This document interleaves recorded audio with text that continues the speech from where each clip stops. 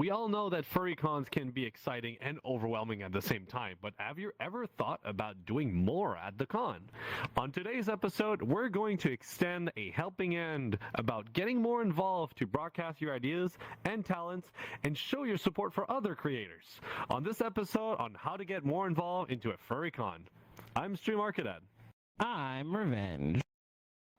All right, Revenge. So we have cons almost all year long. There's so many of them, more than you can count on two hands and toes, probably.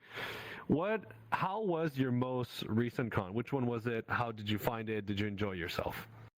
So the recent con actually was last year, because it was Midwest Fur Fest in Chicago, and that one was fun. It was really, really fun.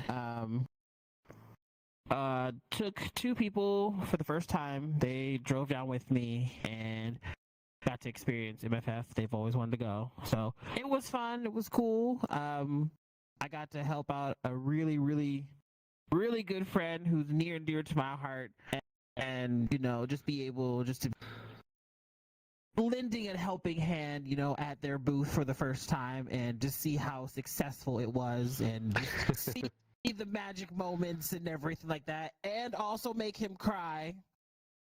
And that was definitely the highlight of my con, was making him cry.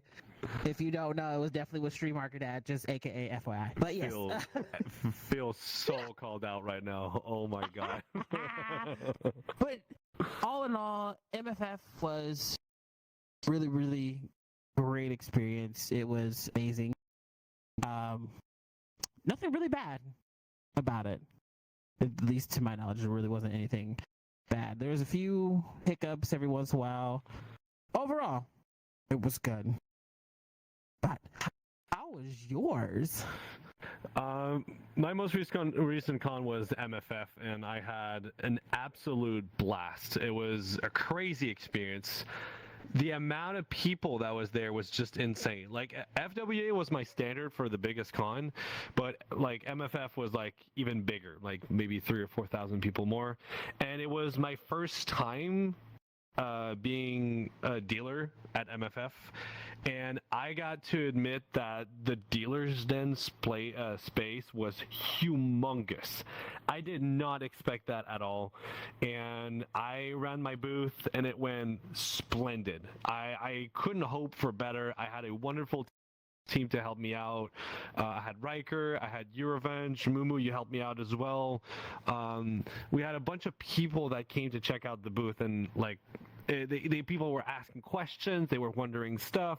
So I was standing up for 8 hours a day, just talking to people, barely have time to eat at all. And it was just like a huge, amazing experience. And I got to thank Primal Hardware for helping me move my stuff, because they were my shipping hub to like send stuff to, and then after bring it to MFF. And I had people that managed the sale, because I'm not allowed legally to do any sort of sales. Everything goes to Stream Stores USA, which I have a business. It's all legal. Don't worry about it.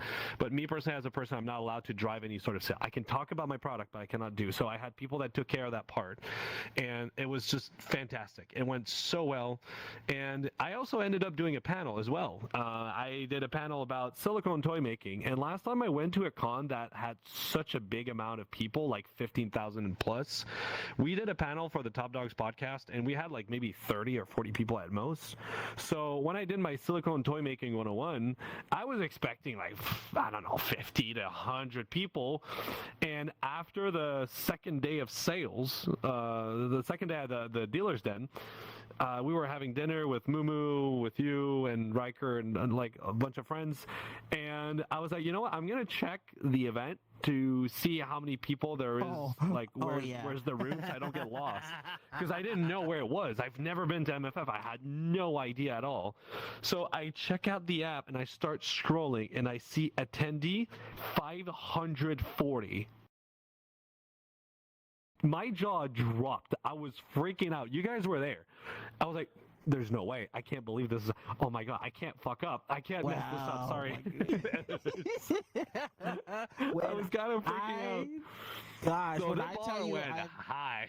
yes, oh God, yes, and I have never seen this man panic so bad in my life until he saw that number. Oh my gosh, I was like, wait a minute. Okay, this is a good thing. The higher the number, the more people that are interested in your business, in your ideas, and your vision. But he was too busy trying to figure out what to do. Why is this number so high? Why are all these people interested? And it's a good thing. Just roll with it. Yeah. Oh man. So it kind of leads into the second question, but basically, like, doing that panel was really something extraordinary. It allowed me to teach what I do, to kind of explain the process of like toy making and stuff like that. Because I get so many requests from people. They're like, "Oh, why are the toys so expensive? Oh, why don't you make a toy of this? Why make a toy of that?" And people think it's simple, and they wonder why it's so expensive. So the tutorial, like the guy, was not a dedicated step-by-step instruction, but like a general idea. And people applauded me at the end. Like, I did not expect that at all. Like, they really enjoyed. The room was full. There was probably 30 seats left, like, out of the whole thing. And when I saw the setup, I had a tiny little projector that was like barely 4 seats wide or 5. I was like, okay, this is not big enough. And they had me sit at a table with a microphone. I'm like, ain't no way I'm gonna sit at that table and just do my presentation. Nuh-uh.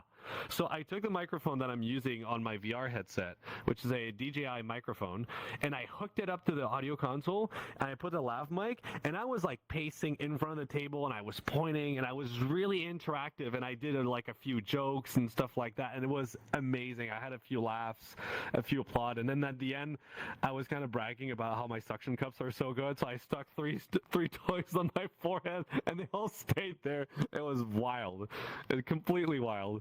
So yeah, it was really something. It was something. And I was set up right in front of Bad Dragon. Like, their booth was right in front of me, so I was a little bit worried at first, but they had a huge lineup, and people, they would like look around, and then they saw my booth, so they came to ask questions. The fun thing is, I had 3 Bad Dragon employees. They came over to my booth, and I had like a giant cardboard cutout of my character, because it's kind of the face of my business. 2 of them, they wanted to bid for it like $200. I was like, what? It was insane. So I had a really good experience, and the staff at Primal Hardware were great. Twin Tail Creation was also fantastic. I got to meet with 14 Werewolves as well, which I've done like a partnership for a product. So it was just amazing. I loved it. It was so good. So yeah. What about you, Revenge? Have you ever hosted like a panel or like participated in an event during the con? Actually, yes, I have. This one, I've hosted 2 panels. One of them was it's at a smaller con in Pennsylvania called WAPAFA. The panel was nothing like too big or too crazy or anything like that. It was just mainly kind of like a section in where it's located. So WAPAFA is hosted at a park. It's an outside park, has a big like a really decent, good-sized building, a 2-floor building with a kitchen and everything like that. The staff there is absolutely amazing.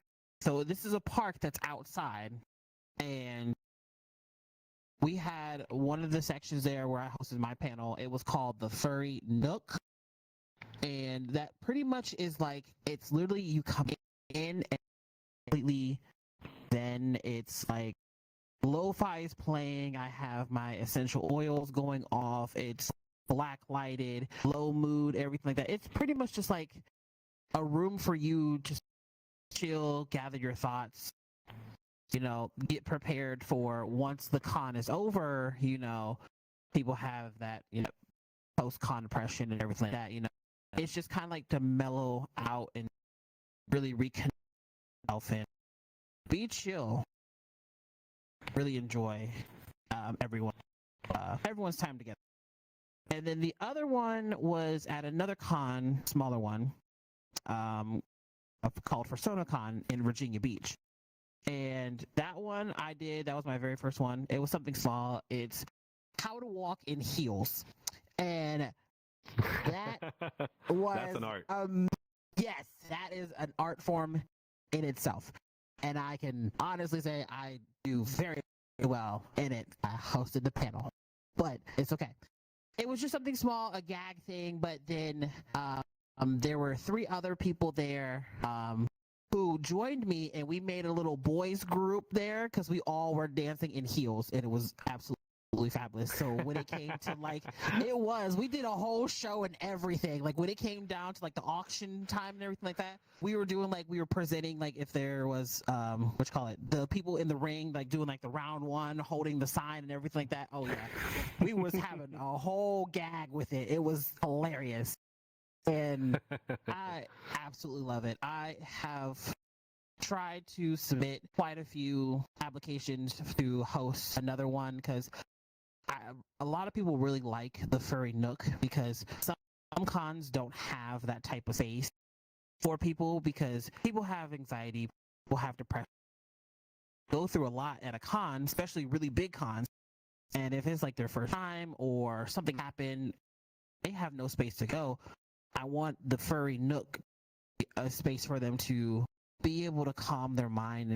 I want to get to a point where I have an entire area with doggy beds and having a section where it's coloring the lines books and stuff like that while lo-fi is playing and people just chilling. They can read a book, they can sleep, they can do whatever, and just be able to be in a safe space where a huge con is happening and there's so much going on and people's anxiety is all over the place. So just really wanting to find a space to do that, and hopefully I'm able to bring the Furry Nook to more cons and be able to have people experience that.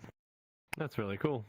And what was your process for getting ready for that? What do you need to plan for all this? Because you did a panel about walking on high heels, which I know how to do, and it's not because of what you think. I actually had a cosplay. Oh, y'all, let me tell you, seeing stream Archadad walking heels, it makes you think a whole new way. Oh my gosh, the calf muscles this man have. I have a quick learner. I'm a quick learner, and having Heelys, those shoes with the wheels, you have to learn how to walk on your tippy toes. You cannot land your heel first. You have to land your toes first. And I used to do cosplay, and my boot was pretty wide at the back, so if I landed with my heel first, it would chip the edges of my costume. So I'd have to walk on tippy toes all the time. So I'm like, oh, that's how people in a high heel walks. Kinda. I haven't had the tutorial, so you would have to teach me more precisely. But I think I got a general idea of it. But it's I learned it from a cosplay background, purely by accident. When I tell you the shivers that just went down my spine when he said walk on your tippy toes and heels, I want to jump through and shake this man. No, but I get it. I understand. Am I right or am I wrong? Technically, depending on the shoe, but technically you're supposed to do heel toe when it comes to a heel. So depending on how your shoes were, you probably had to walk on your tippy toes. But the ideal is from heel to toe. But in preparation for the heels, it was very easy. We got something quickly done together, probably the week before, and that was very, very, very easy to do. The Furry Nook did take a little bit because the idea process that I had for it, I had a lot and I didn't have the resources to get it. So I had to use what little I had at the last minute. So preparation for it was mainly just to have the black lights, have a low sounding fan because in the area it was really hot. So I kind of cool it down a little bit. Make sure we blacked out the windows and had enough room for everyone to come in and enjoy themselves. So with that, the idea that I really had was to clear out the area, put down some doggy beds, like human-sized doggy beds, because yo, I'm telling you, when I have the funds, I'm getting like 30 of them. They are so comfy. They are so comfy. I have one at home. I know you do. Jack kind of tore it a little bit, which I'm upset about because it's really comfortable. But oh well, because I made it. So. Yeah, that's okay. It happens. But I want to get, a couple of the doggy beds and then a few of like the little comfy little beanbag chairs and just kind of like stuff like that. But I also wanted to like try to venture into like doing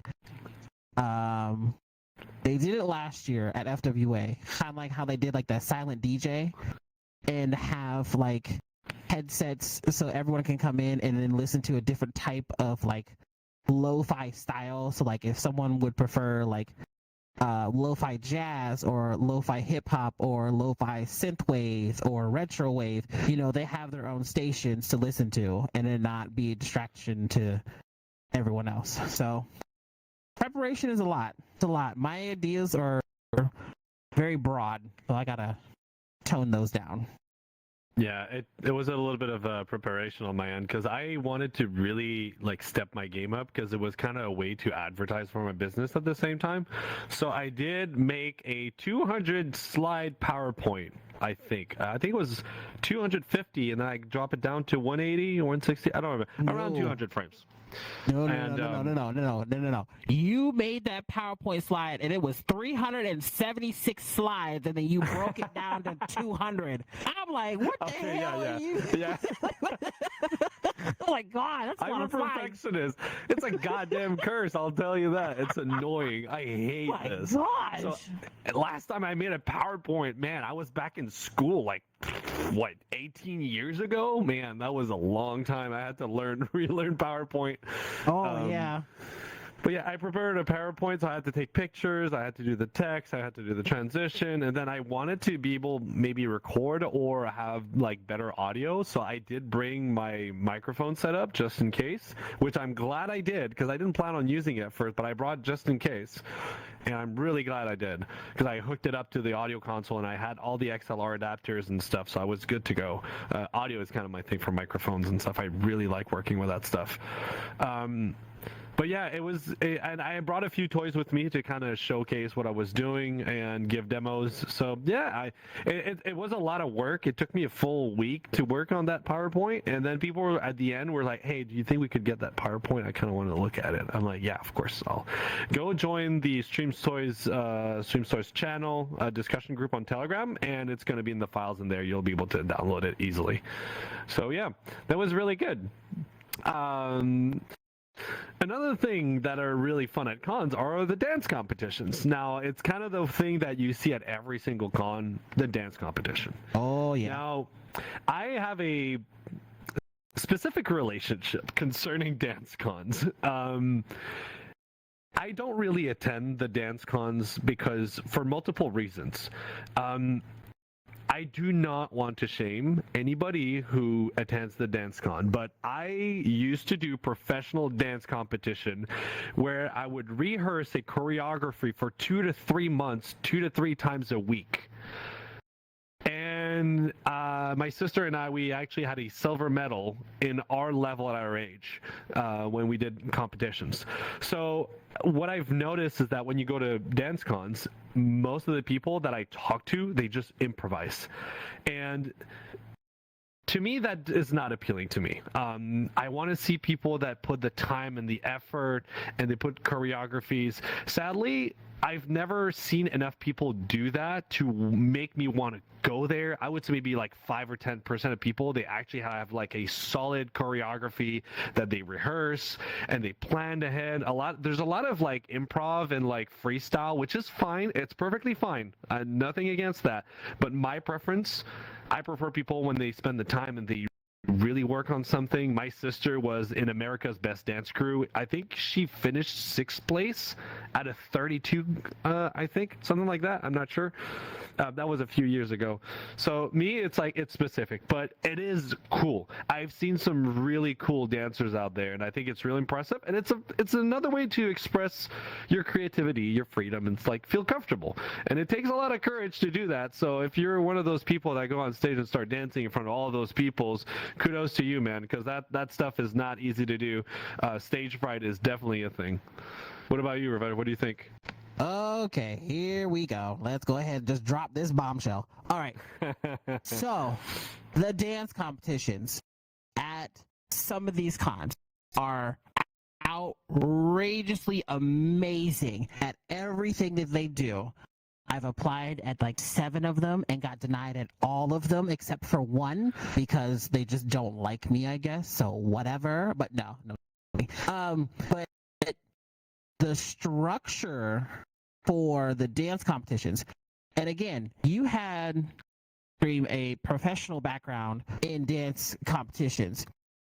I have a background in dance for musicals in my high school and college, marching band, show choir, and everything like that. And we had to rehearse and practice for months in order to make sure we have the choreography down. I love everything about that, but I also understand the people who do it freestyle, because to me, that shows that they are able to think of something right there on the spot that can either make the song or break the song. That's the only downside. Would I ever do a dance competition at a big con? Yes, I would. If they would ever decide to allow me to do it, but you know, they have their picks and choose and favorites. But no, I'm just kidding. I'm full on kidding. Don't copyright that. Anyway, I would, and I like going to some of them only because there are some people who I know go to dance competitions and sometimes are a part of it. So I go and at least show my support to them. But that's about it really for that, because dance competitions is a very tricky one, but you know, it has its moments. Definitely say that. Which, by the way, I wonder, this might, I don't know if it would really particularly, I don't know if you might be able to answer this one, but out of what you've seen so far, because I'm pretty sure you've seen like YouTube videos and everything like that of furry dancers and everything like that, is there anyone in particular that sticks out to you that is a furry dancer? I actually was going to say no, but then I just remembered there's this first shooter who's a monkey that is like beige, brown, and like rust color. Yes. Oh, hold on. I will find him. I remember. Oh God, what is his name? Oh shit. I don't remember his. I don't know his name either. I can't just describe it. But yeah, he or she or they, really impressive. They do TikTok videos once in a while. I haven't seen them in a little bit though, but like their stuff is really cool. I think they look really good. I've seen them at a con and I was really impressed. There's also this fursuiter. I don't know if he's from Japan or somewhere in Asia. Yep. That's another one. Exactly who you're talking about. Yeah, yes, he does exactly like the professional hip hop stuff, and it's really cool. Like, but I've never seen him to con, probably because different continent. But that would be another like really good dancer. That that person is sharp. His dance choreographies are like top notch. He's sharp. He's quick. He's swift. It's like it's a pleasure to watch. Oh, what is it? Jin Tan. That's who it is. Jin Tan. Because it's the black and white cat. Yeah. Oh my God, this person is like magic when this person dances. Oh my gosh. And like, it's not even, not to cut you off on your part, but it's like when this person literally gets in the motion of a song, it literally is giving 3,000% every single time. There is no letdown or anything. It does not matter the song, the genre, or whatever it is. As long as this person is dancing, they give 3,000% every single time. I love them for that. Yeah. They're really cool. They are really amazing. I would faint and try to resurrect myself just to literally watch them dance if they ever came to the United States, which with the way that the United States is going right now, I don't even know what's going to happen, and I'm very fearful. But not a lot of people want to go to the state right now. No, not a lot of people. No, they really don't. But if this person, if Jin Tan would ever go to a con that I am at, and they are doing either a showcase or they are a part of a dance competition, everybody better move out my damn way, because I will bulldoze you out of my way to get into the front row to watch this person. Don't play with me. Don't play with me. Don't play with me. Like, they are one of my favorite performers. And it's just the artistry that they do when they dance. It's so breathtaking. Oh God. If they ever hear this podcast, I'm super fangirling. Just saying. It's awesome. Well, I think that leads us into our segue into the midsection. So, do you want to do the YouTube and podcast audio ad? Yep, I got it. I have to readjust. Y'all know. Oh, this is just out in the open. If it's part of the recording, it's completely fine. That's all right. When we go through this and we do like our script reading and everything like that, it's really hard for me, especially now, to do it. My company that I work for actually paid for me to get this, so I got LASIK eye surgery, so I no longer wear glasses, and it's kind of hard for me to read. So if I mess up a lot, it's Stream's fault. Anyway. Okay, whatever, dude. Whatever. It's Stream's fault. Blame the Canadians. Okay, go. Hey, they made a song about that in South Park, okay? You blame Canada, all right? Blame Canada. Hold on, I forgot to split my mouth in half. All right, we'll go ahead. We'll do this. We're a good sport about it. We like South Park. Oh, absolutely. Yes, we love and support. At least I do. Just saying. All right, let's get down to it. Let's get down to business. Anyways.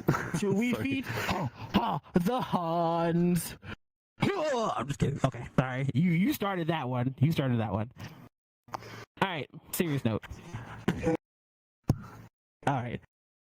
Stay in the loop with the Top Dogs podcast by subscribing to our YouTube channel and ringing that notification bell. Follow us on your favorite podcast platforms and hit that follow button to get notified about every new episode. Show your love by leaving us a quick rating. Connect with our community on Discord and Telegram. You'll find all the links in our link tree below. And as always, here from the Top Dogs podcast family, we really do appreciate and thank you for your support. Hey Top Dogs fan, want to snag some awesome perks while supporting us? Top Dogs Production is proud to be a public charity with a 501c3 tax-exempt status.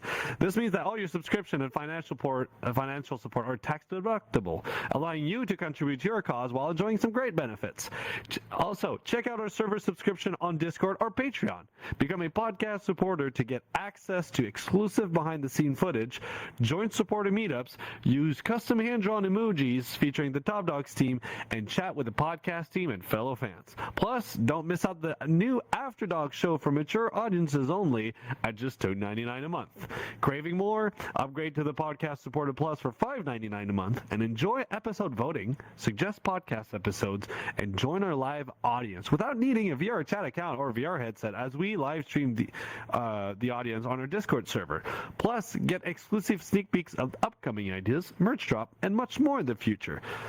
you don't need to subscribe to any of these services, but if you want to support us, all the help is genuinely appreciated. And thank you so much, you guys, for your support. Any of you guys who repost, share, tweet, we appreciate it. Thank you sincerely from the bottom of our hearts.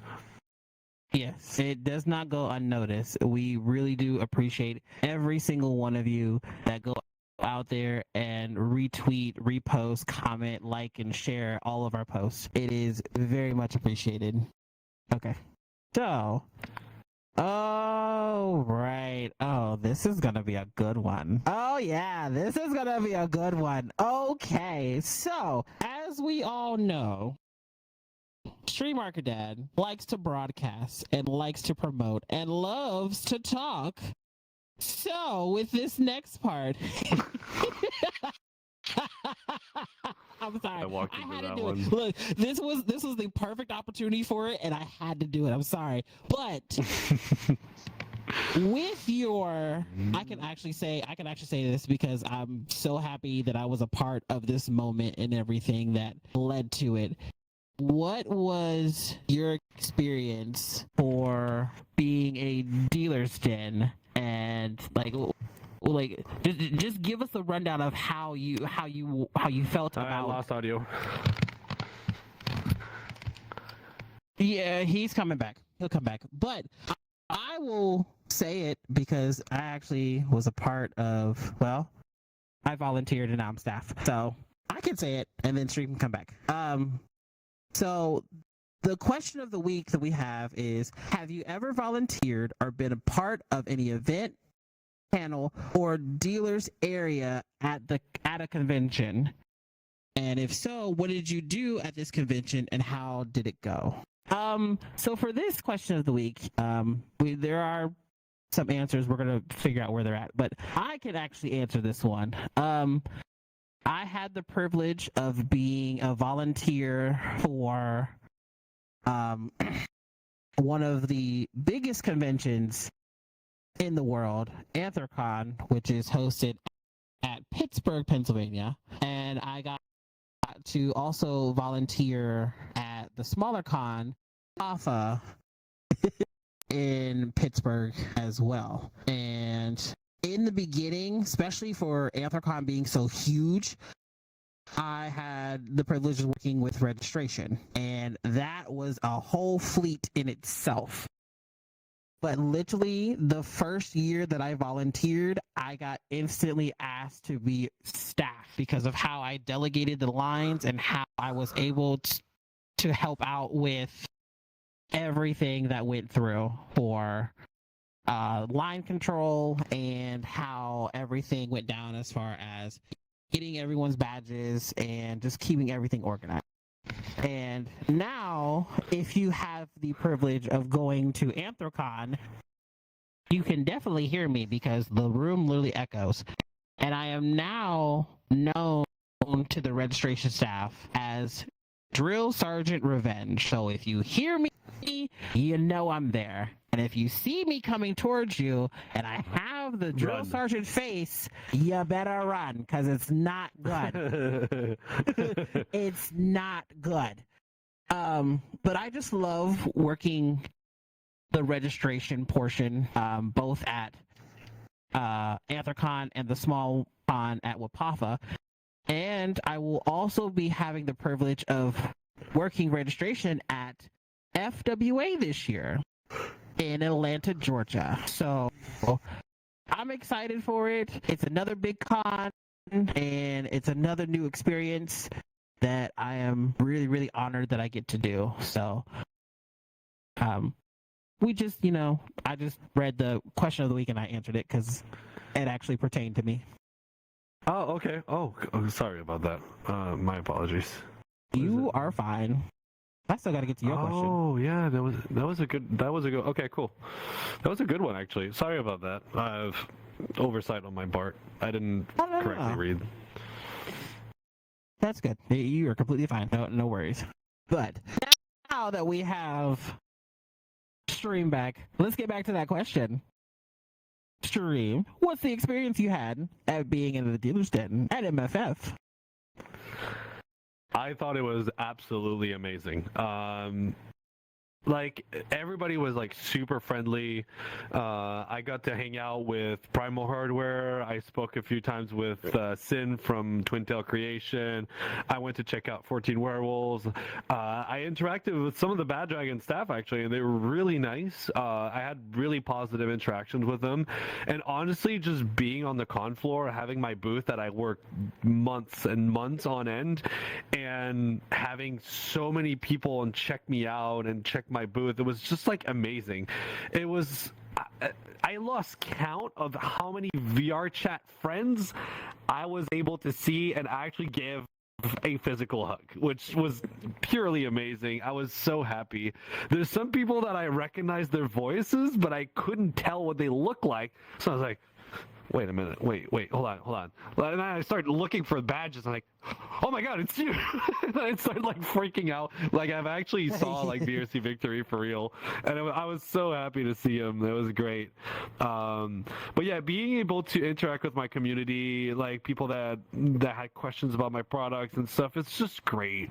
Like VR is good and all, like texting it's fun, it's fine, but nothing replaced like a physical, like seeing each other physically. Like it's just an amazing experience, and the amount of people was like insane. There was so many people out there, so many people were curious. It just was an absolute joy to do. It was a lot of work. I was really tired and my feet were killing me at the end of the con.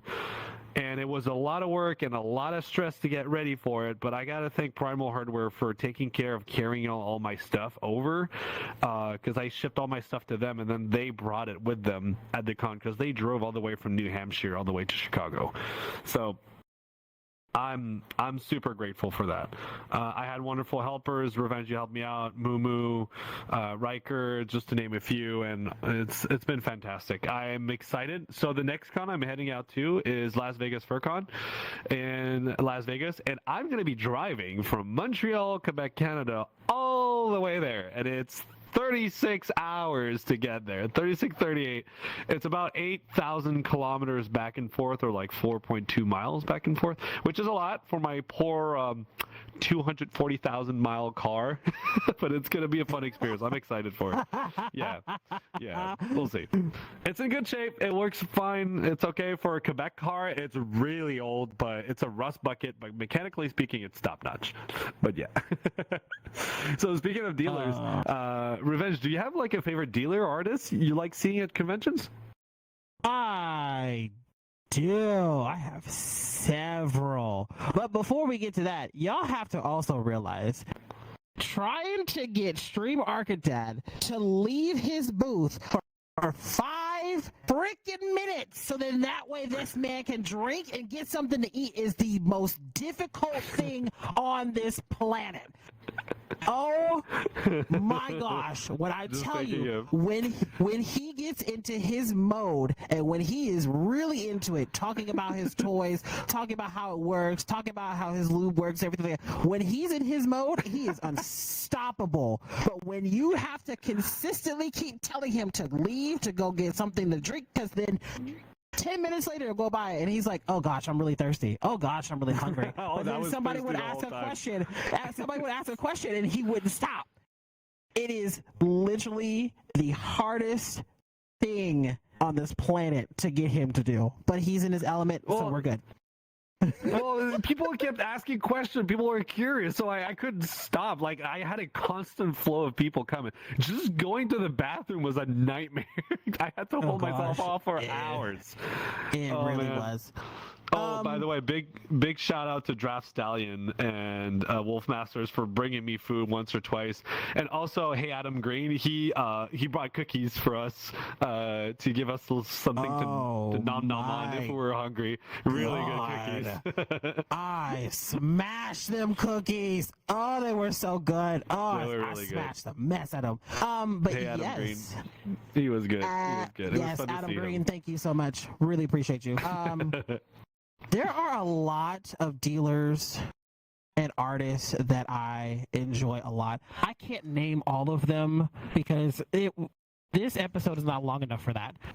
But there are so many talented artists. When you go into Artist Alley at the cons and you just see the creative minds of this community and how they structure everything, it's insane. I literally have their business cards on my wall.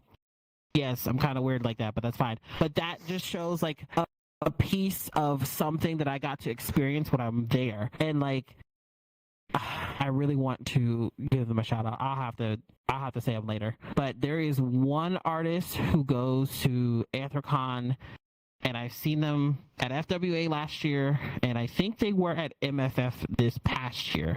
They made my very first acrylic badge, and it's like a futuristic kind of like, not really cyberpunk, but kind of like future type of a acrylic badge. And it was the most amazing thing I have ever seen. And I will be wearing it at FWA because it's cyberpunk, whatever it is for the team. And it was something that I was never expecting, because all I wanted was just a sketch art of Revenge. That's all I wanted. But they went the extra mile and made it a big acrylic badge. And I love her to death for that. It was something that I could never imagine. But for Dealers Den, oh my gosh. So many dealers, so many talented people out there. And gosh. One of them in particular is Paul Stars. Paul Stars is just absolutely amazing. I love working with them, talking to them. They are always so friendly. They usually do custom ears, tails, and hoodies and paws and everything like that. They're absolutely amazing. I love Paul Stars. Definitely think that they are amazing quality. And I can't remember the name of it, and I'm so mad I don't have the card in front of me. But I also love this little knick-knack shop also, because this specific knick-knack shop is something that I got for stream that made him cry. I was going to bring that up. So definitely them, because they have some of the most unique, intricate tinkers, is what they like to call them, there. And it's just like one in particular thing caught my eye, and it made me instantly connect and think about stream. And I got that for him and made him cry. But I want you to elaborate on that. Go ahead. Do you have anyone in particular as far as artists and dealers? Well, I have a special place, like two people, Primal Hardware and Twill Talk Creations. They've been super helpful, insightful for my business.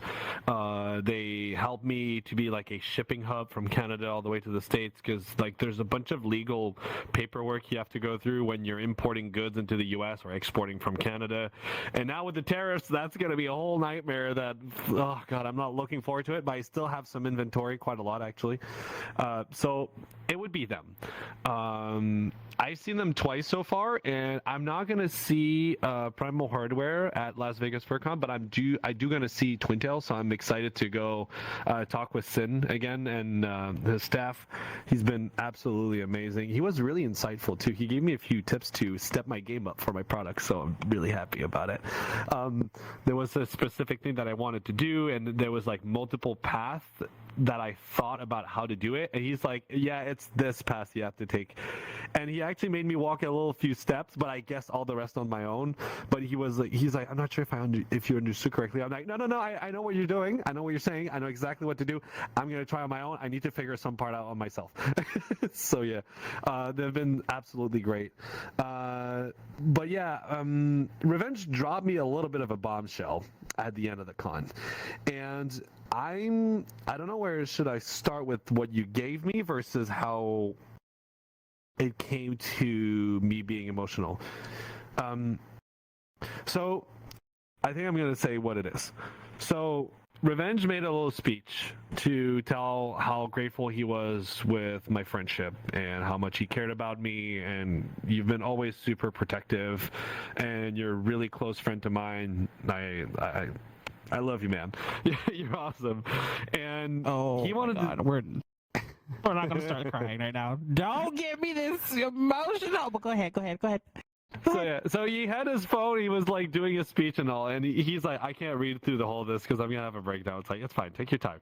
So he actually read through the thing, and I gave him like a big hug. His eyes were watering, and then he gave me the gift. And when I opened it, there was a pocket watch in it, which I love pocket watches. I've never spoke about this on the podcast, and there's a special reason why I like pocket watches.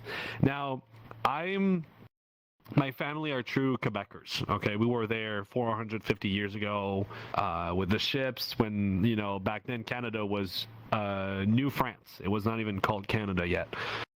And believe it or not, I have some family origins that actually dates back 150 years ago in Chicago. So we were in Chicago, where people from my father's side used to live, and we came to Canada like on my father's side like hundreds of years ago. So it's been a long time, and our family name was not even the same. It actually changed as they crossed the border. So they added 2 extra letters actually, and they changed one. And believe it or not, I have a pocket watch of my great grandfather that is 150 years old that still works. And this guy over here comes over here, gives me a pocket watch, and closes that loop. So yeah, I kind of lost it a little bit. So it was just like, out of all the items you could have gifted me, you gave me that one thing. Like I didn't know. Okay, I'm sorry. Like there are things where it's just like when you see it, you instantly think of somebody. And when I saw that particular pocket watch, I instantly thought of Stream, and I was like, "This is the perfect one." So I was like, "Yeah, because this is it." I didn't realize it was that bad. I'm sorry. Because you said friendship is timeless. That's what you said. Yeah, I did. And it's true. After I said that, I can't remember what else happened, because all I know after that was like there was like little puddles on the floor from me crying after I said that. It was, yeah, but true. like it's cute. It's crazy. Oh man, what an experience! It was absolutely amazing. I'm looking forward to it. My God, where are we at in the questions? We got 10 minutes. Well, I mean, pretty much we said the next 3 already within the past 10 minutes. So yeah, we probably covered all 3 of them. So we'll do the last one. Yeah. So, Revenge, what is like something you suggest to furs who wants to get more involved into conventions? Do you have any sort of tip, tricks, and ideas that could help them out? Yes, and if you've if you've watched our podcast when we did the live one at FWA, we actually kind of touched on this topic too, and I really can't emphasize enough when it comes to FurCons and being involved in anything like that. First and foremost, for the love of gosh, please do your research on the convention itself. Get familiarized of where it's located, and sometimes, hey, also, get the knowledge of like where the hotels are at, where the bus routes are at, where are the restaurants, where's like the grocery stores, where's the hospital at. You want to get familiarized with the cons that you're going to, because either A, you've never been to the con and you have no idea where anything is at. So like for me, FWA was my very first time going last year, and I had no idea what was going on, what was happening. I didn't do my research. I kind of just went on a whim. But thank goodness I was with amazing company and I wasn't ever alone. But, for people who go to cons by themselves, you really want to get that knowledge base out first so you know what to expect. And then experience the con. And let me break that down because I'm going to switch it over. Experience the con, meaning go enjoy the con. Go to a few panels. Anthrocon does a thing with Uncle Kage where he does story time, where he literally sits on the stage and he talks about a whole bunch of stories. and then he gets the crowd involved and like ask questions, stuff like that. Go to special events like that. Go to a game room, or go to like one of something that's happening in the con that's a part of it. Go experience it and enjoy your time there, because I guarantee you, if you go there, and I think you've said this too, if you go there with a set mind frame of what you want to do and you are expected of yourself to do, you are not going to enjoy yourself at the con at all. If you go there and just enjoy yourself and really explore and have a good time, you're going to want to do it again and then get more involved, like volunteering for the con, doing something for them, or maybe even getting the chance to actually staffing the con. Do your research, get involved with the con, explore the con, enjoy yourself, but also a big thing too, be aware of your surroundings at cons. You might be okay, but the person next to you may not be, and they may be in a very uncomfortable stage, and you could be that lifeline that they need. So just be aware of your surroundings. Also with the two. What about you there, stream? Dad talk. What you got to... I mean, you pretty much covered everything I would have said, honestly, but I could expand on the fact if you want to attend as a dealer or you want to do a panel. Dealer is one thing, so it's like, honestly, there's not much to it. You just hope for the best, but having good library of pictures of the stuff that you do, your products, what you plan on doing, what you want to sell is really good. Having a website is gold here, but if you want to do a panel, I've done 2 panels in my life. I've done a panel multiple years ago, back then, where What the Fur exists. Was it What the Fur? We had a furry convention in Montreal, and I was there on the last one that they did, and I did a panel about fursuit making, the basics of fursuit making, which the technique have vastly changed over time. There's still things that haven't changed, but like with those new resin bases and 3D printed and TPU and stuff like that, it has changed a little bit. So when you do panel, there's going to be a lot of people that are going to apply. A lot of people, it's going to be for the randomest things. It's going to be really basic to really advanced stuff. So if you want to host a panel, find something that is unique, find something that is niche and different, and take the time to present your idea, what you want to do. Those forms are really easy to fill out. They're not overly complicated, so don't overthink it too much. But try to find something that is niche, that is different. You are a lot more likely to be picked than just like some person that wants to do a panel about whatever thing. And also, there might be duplicates as well. There might be multiple people with different ideas. So a good idea is you go in the previous year of the con and you check their panels, what they had for their schedules. And if you find that your idea is not in there, work on that and try to get it out there. If it's already there, but you really want to do it about that subject, then try to find a way to make it different. Try to take the time, spend the time to do it, because if you get good reps, because they see it on the app, who's attending, who's not going, they have statistics. And if you do a good job, you're more likely to be picked again if you want to do it against next year. So, like, Revenge, you had an idea on making like a cuddle place, a cozy place to relax. I think that's a great idea. It doesn't have to be like complicated, like doing a presentation like I do, but it does require a bit more logistic because you have to get the lights, you have to set up and everything. So, yeah. So, and ask for help. If you know somebody that could help you out with that, don't be afraid to ask for help. Get people to assistants. Assistants are really good. They can relieve a lot of the stress and anxiety that you can have from doing your presentation. And you know what? Just go for it. If you're kind of scared, just kind of worried, nobody has a high expectations. If you're somebody that is shy to speak publicly, nobody is going to, like, people are not expecting anything like grandioso. We're not doing a TED Talk, right?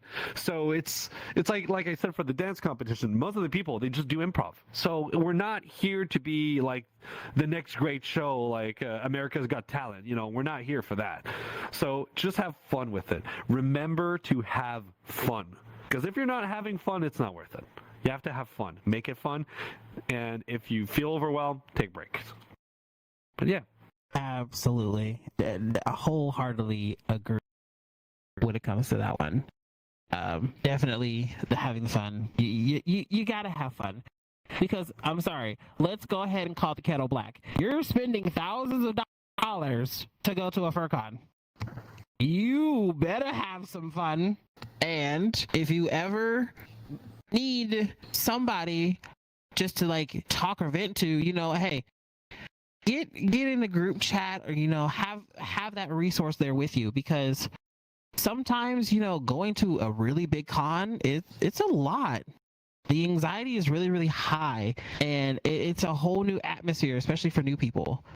You go there, your plan is to have fun, but Anthrocon was had 24, 25. I have to look at the attendance. Anywhere from 20 to 24,000 attendees in the city of Pittsburgh. That is insane.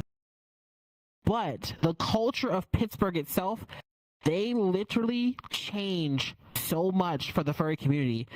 I have to call it out because I know we're running short on time. There is one restaurant that is down the street from the main hotel. It is a pizza shop.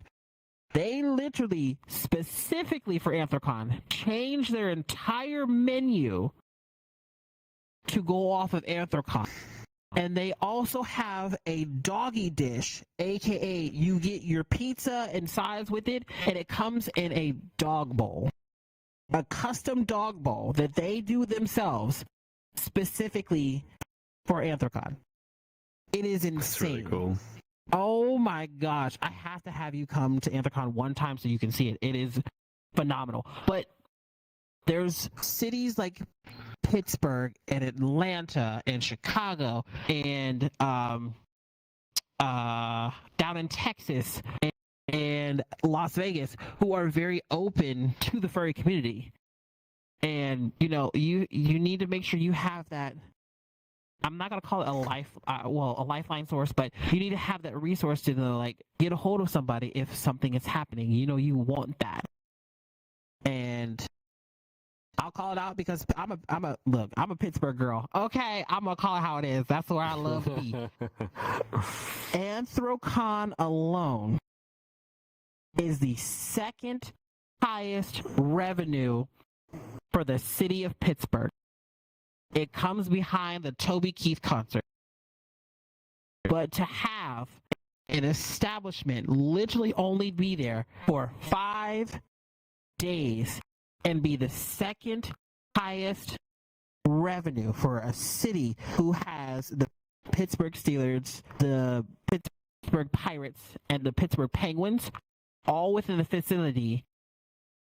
And on top of that, I will brag, but I probably will get dogged by it, but that's fine. Anthrocon beat out Taylor Swift in revenue. Wow.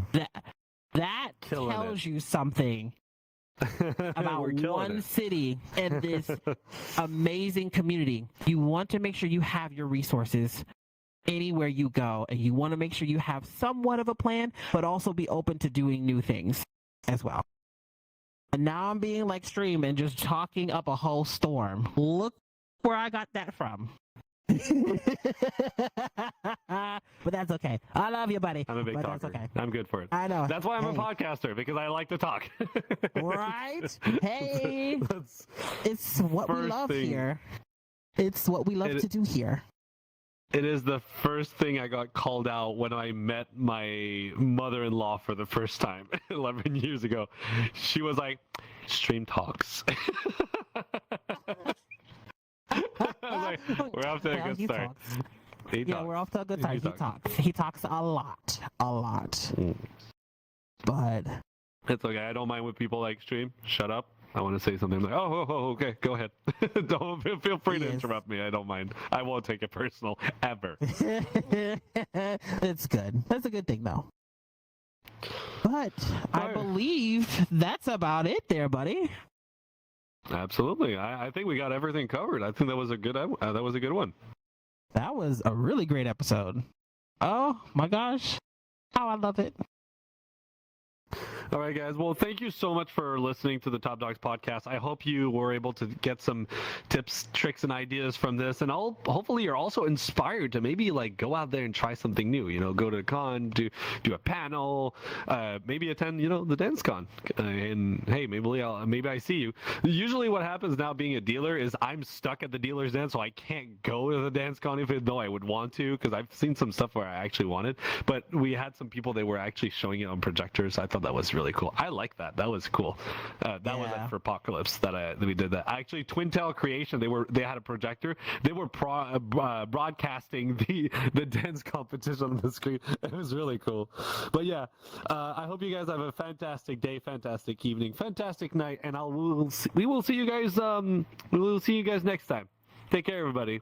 Yeah, Bye-bye now. take care, guys. Have a good one.